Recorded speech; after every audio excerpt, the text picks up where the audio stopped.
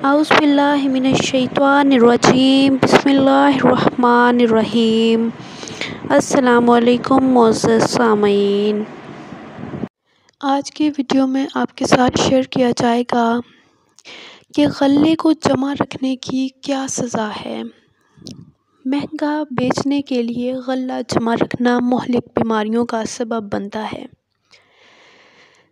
مسند احمد کی ایک روایت میں ہے کہ امیر المومنین حضرت عمر فاروق رضی اللہ تعالیٰ عنہ مسجد سے نکلے تو اناج پھیلا ہوا دیکھا اور دریافت کیا کہ یہ غلہ کہاں سے آ گیا۔ لوگوں نے کہا بکنے کے لیے آیا ہے۔ تو حضرت عمر فاروق نے دعا کی کہ یا اللہ اس میں برکت دے۔ لوگوں نے کہا یہ غلہ گرام بھاؤ پر بیچنے کے لیے پہلے سے جمع کر لیا گیا تھا۔ پوچھا گیا کس نے جمع کیا تھا؟ لوگوں نے بتایا ایک تو فروخت نے جو حضرت عثمان رضی اللہ تعالیٰ عنہ کے مولی ہیں، اور دوسرا آپ کے آزاد کردہ غلام نے۔ آپ رضی اللہ تعالیٰ عنہ نے دونوں کو بلوایا اور فرمایا کہ تم نے ایسا کیوں کیا؟ انہوں نے جواب دیا کہ ہم اپنے مالوں سے خریدتے ہیں، لہٰذا جب چاہیں بیچیں، ہمیں اس پر پورا اختیار ہے۔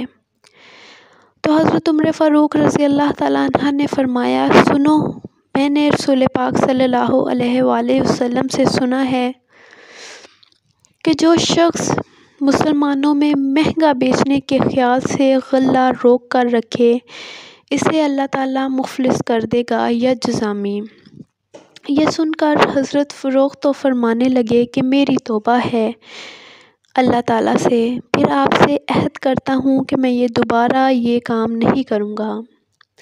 لیکن حضرت عمر فاروق رضی اللہ تعالیٰ عنہ کے غلام نے پھر بھی یہ کہا کہ ہم اپنے مال سے خریدتے ہیں اور نفع اٹھا کر بیچتے ہیں، اس میں کیا حرج ہے؟